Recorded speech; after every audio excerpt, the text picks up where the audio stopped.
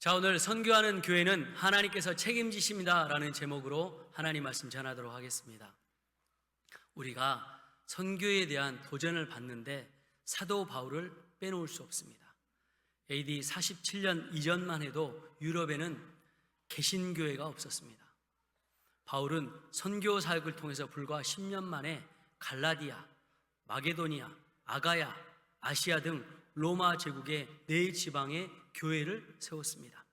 그리고 1차 전도 여행에서 세운 교회들을 2차, 3차에 걸쳐서 교회를 돌보고 든든하게 세워나갔습니다. 이 시작이 오늘 예수님께서 우리에게 주신 지상 명령의 말씀을 통해서 된 것입니다.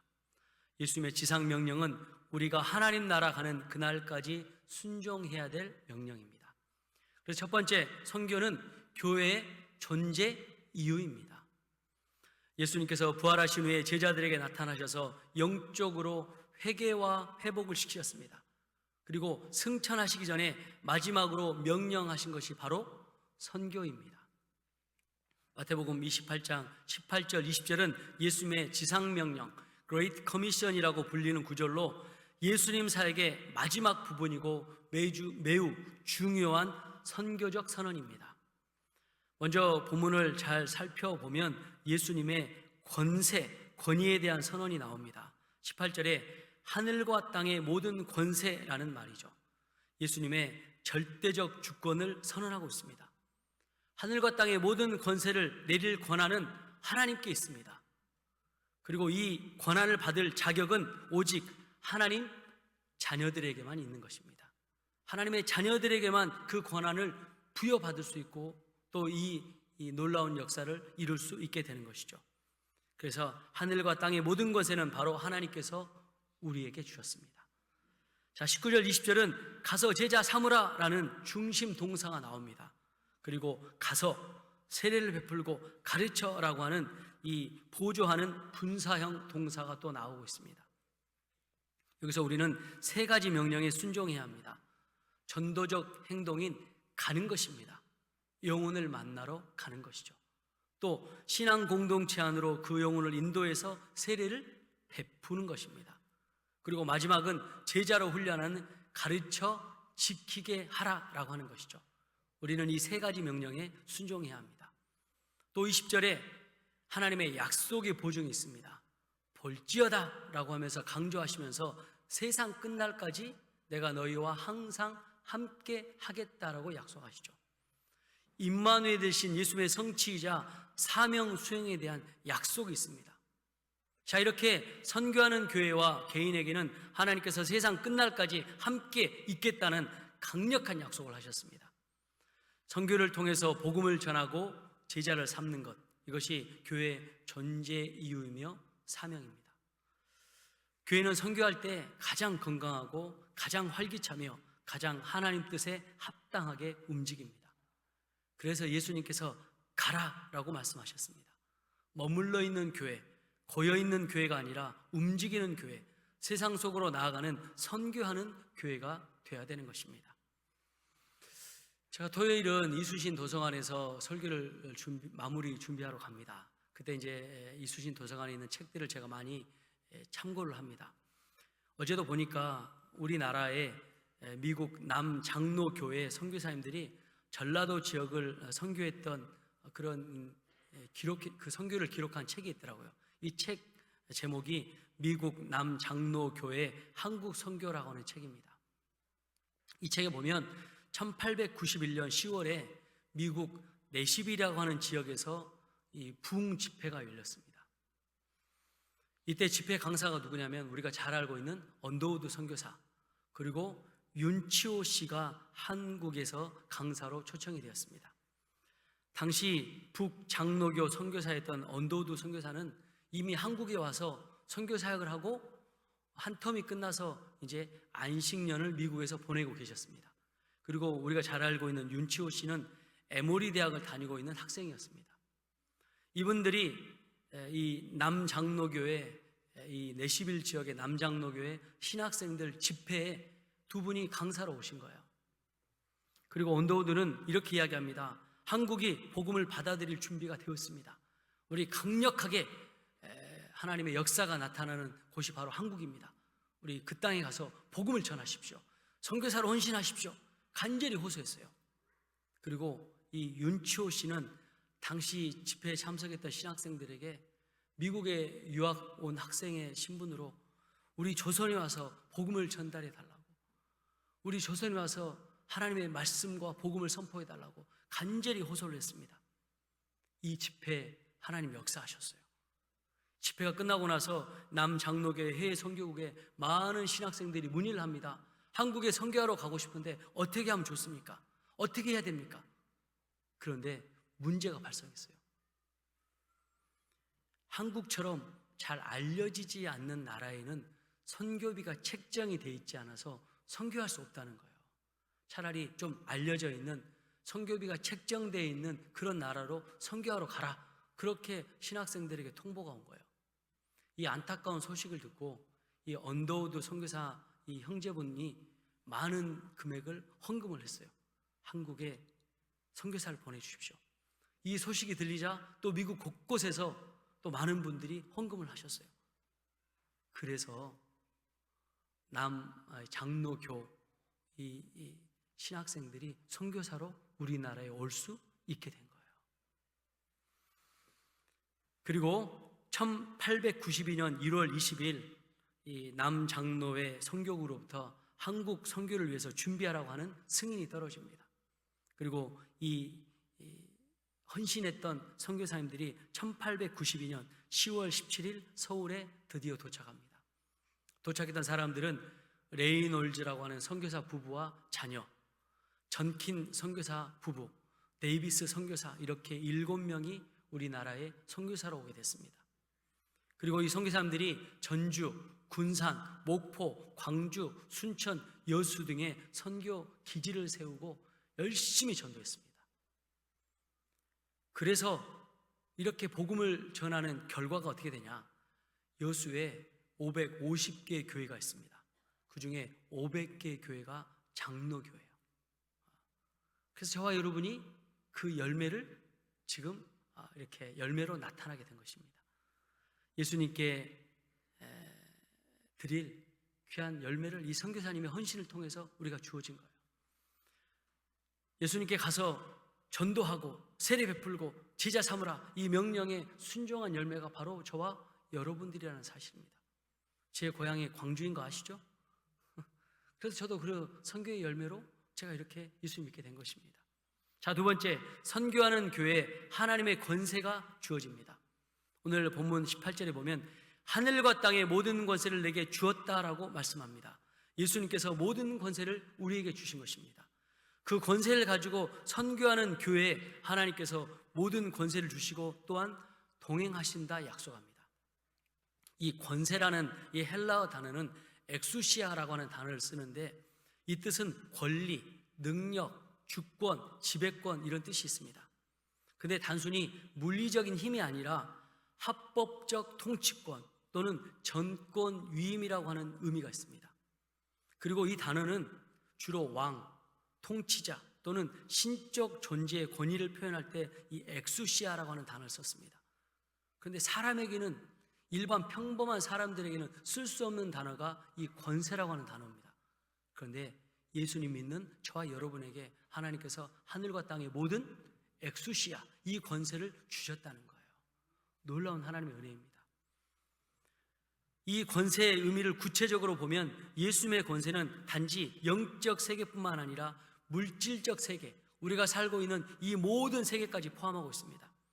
이는 예수님이 우주의 주권자임을 선포하는 말씀입니다. 이 권세는 창조주 하나님과 동일한 권세입니다. 구약에서는 전적인 권세가 여호와 하나님께만 속해 있었지만 이제 부활하신 예수님께서 하나님의 권세를 완전히 가지셨음을 오늘 보여주고 있습니다. 이 권세는 예수님의 승리의 선언입니다. 십자가와 부활을 통해서 사탄과 죽음의 권세를 이기신 후에 그 승리의 열매로 하나님께서 모든 권세를 예수님께 위임하셨어요. 그리고 승천하시기 전에 저와 여러분, 하나님 믿는 제자들에게 이 권위를 부여하셨습니다. 그래서 예수님의 권세는 구속사역 완성과 연결이 됩니다. 즉 십자가의 죽음과 부활은 단순한 사건이 아니라 모든 인류와 피조물을 회복시키는 권세가 근거가 되는 것이죠. 그리고 이 권세를 기반으로 제자들에게 모든 민족으로 제자 삼으라라고 하는 명령을 우리가 받게 됩니다. 그리고 그 권세가 이제 교회의 사명으로 연결되어지고 있습니다. 그래서 오늘날 예수님의 권세가 우리에게 주는 메시지는 분명합니다. 예수님의 이 절대 주권인 권세를 우리는 믿어야 합니다. 신뢰해야 합니다.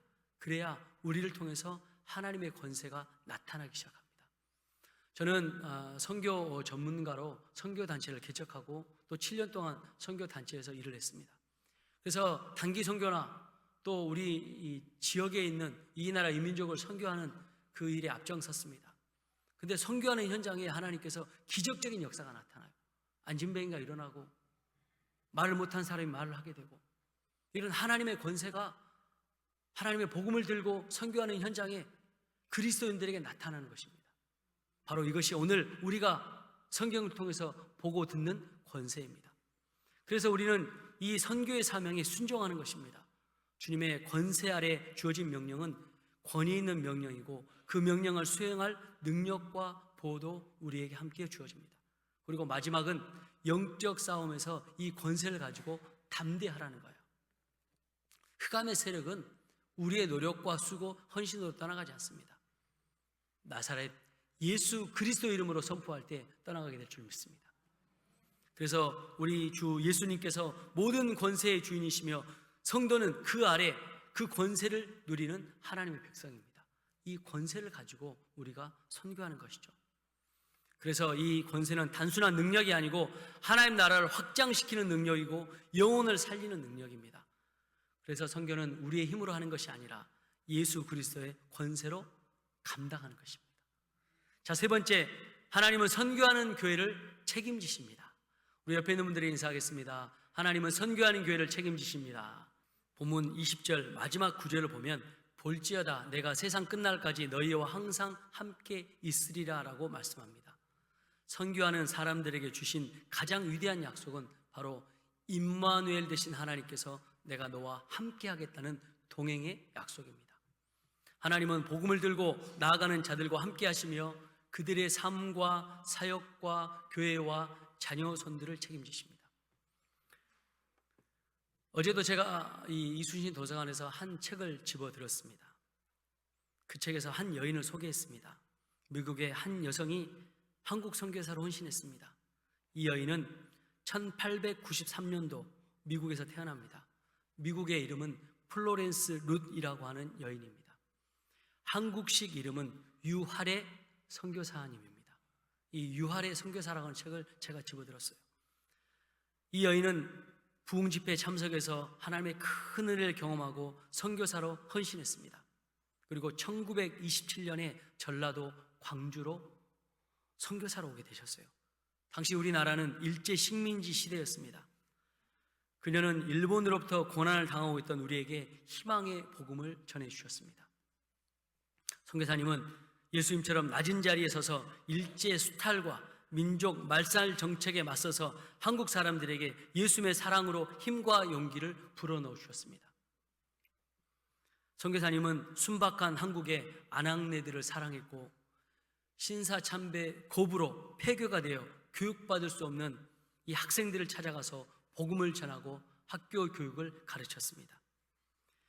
6.25 전쟁 때에도 미국으로 귀국하지 않고 산속 피난민 생활을 겪으면서 한국을 자신의 고향으로 생각하며 한국 사람들을 돌보았습니다. 교육사업, 전도사역, 교도소 사역, 고아원 사역, 할 수 있는 모든 사역을 감당했습니다. 유할의 선교사님이 평생의 교회를 20개 교회를 개척했습니다. 그 중에 정읍에 있는 성광교회가 대표적인 교회입니다.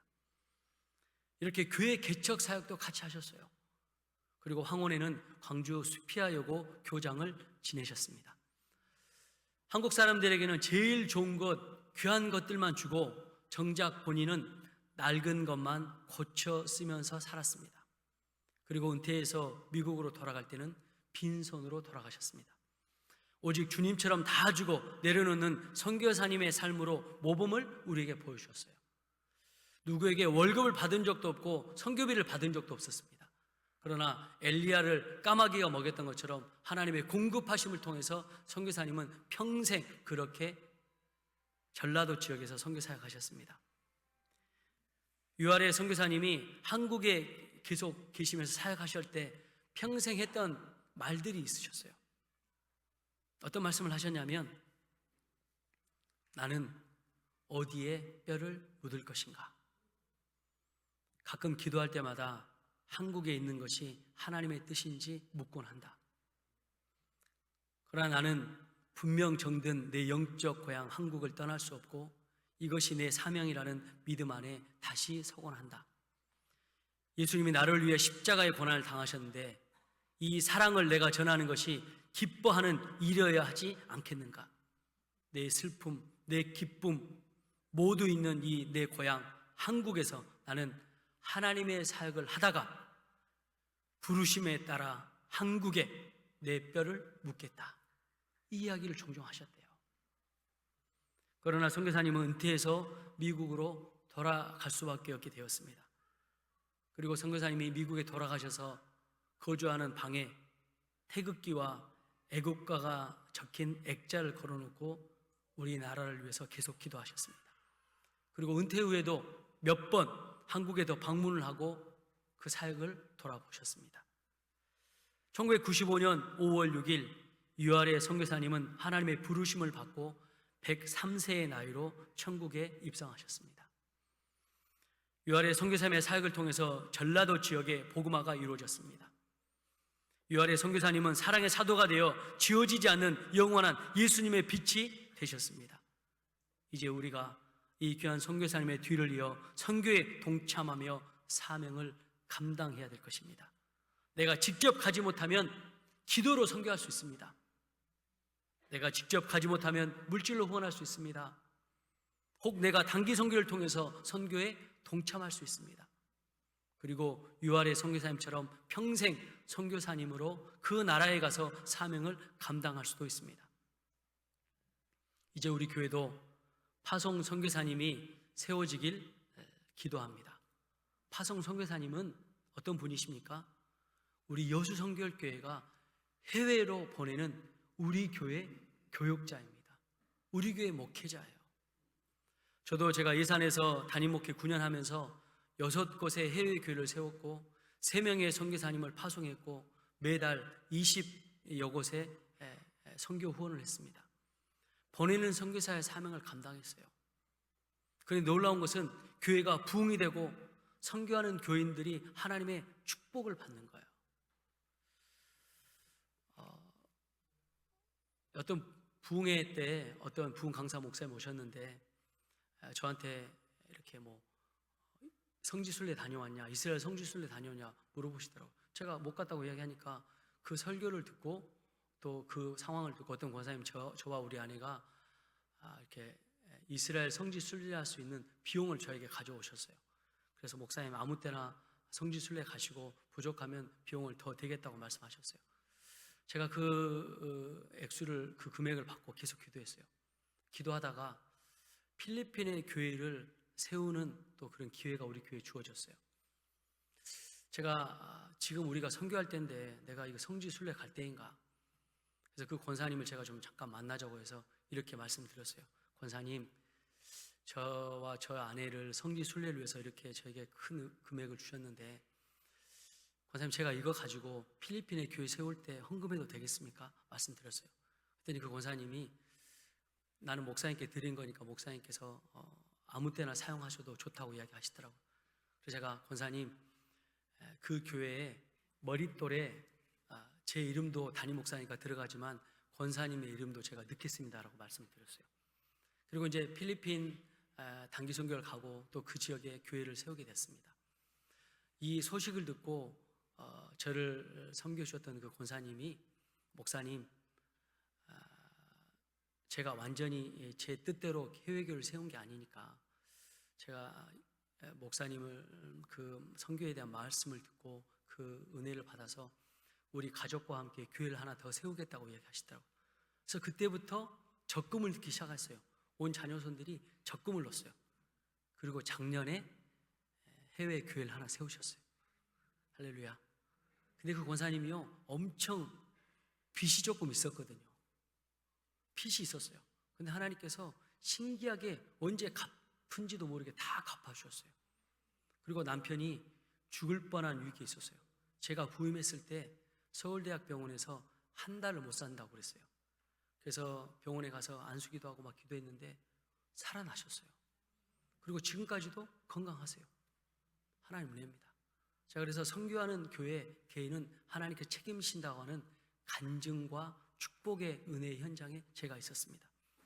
저도 보내는 선교사로 계속 선교사님들 후원하고 있고, 우리 한건조 사님도 한 달에 3분의 선교사님을 5만 원씩 후원하고 있습니다. 그래서 하나님께서 저를 잘 부족하고 연약하지만 목회를 돌봐주시고 지켜주시고 책임져 주시는 것 같습니다. 제 목회에 말할 수 없는 하나님의 은혜를 부어주셨어요. 선교할 때. 그래서 저는 그 축복의 비밀을 알기 때문에 보내는 선교사 사명을 끝까지 감당하려고 합니다. 선교하다 보면 때로는 어려울 때가 있어요. 제가 예산에서 제일 처음에 인도의 교회를 세웠을 때, 그때 두곡제일교회는 본당이 물이 샜습니다. 그래서 비가 많이 올 때는 밭가스가 일본 말입니까? 밭가스를 막 놔야 됐어요. 지하는 볼 수도 없었습니다.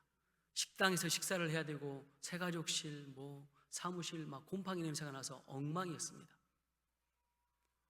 그런데 인도의 교회를 세운다고 하나님 저에게 말씀을 주셨어요. 근데 우리 교회도 비가 새고 밑에 지하는 곰팡이로 엉망인데 하나님 리모델링 먼저 해야 되지 않을까요?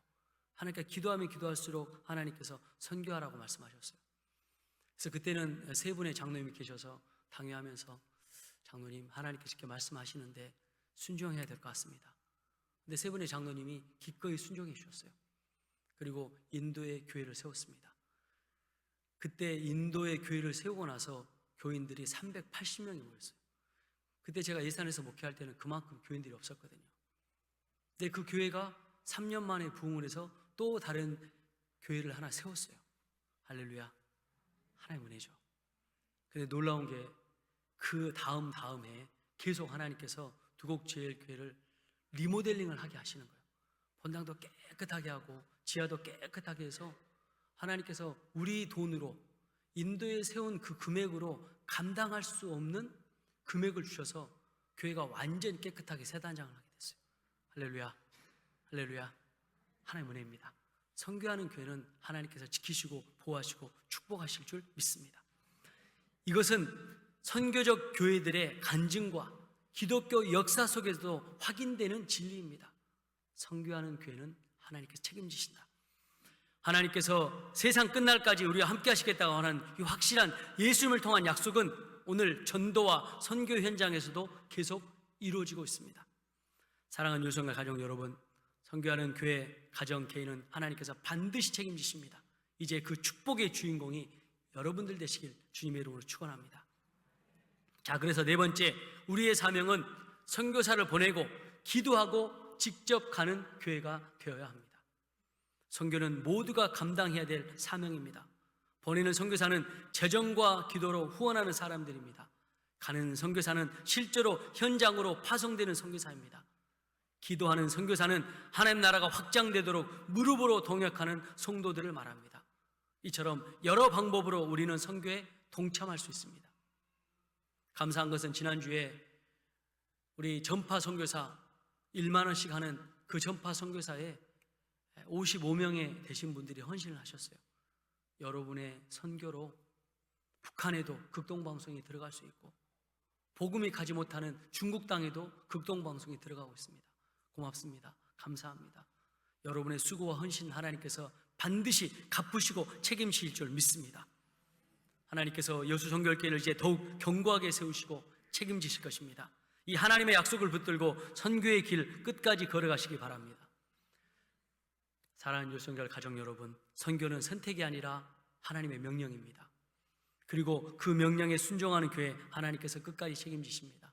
우리 교회 이 마지막 시대에 복음의 등불이 되어 열방을 향해 나가는 선교 공동체가 되길 축복합니다. 하나님은 반드시 그런 교회 통해 놀라운 역사를 이루실 것입니다. 전도, 선교 다음 세대를 세우는 비전에 저와 여러분 순종하시고 또 그 길을 걸어가고 있습니다. 이제 이 은혜의 길을 걸어가는 우리 사랑하는 여성과 가족 모두 다 되시길, 자녀선들 다 되시길 주님의 이름으로 축원합니다. 기도하겠습니다.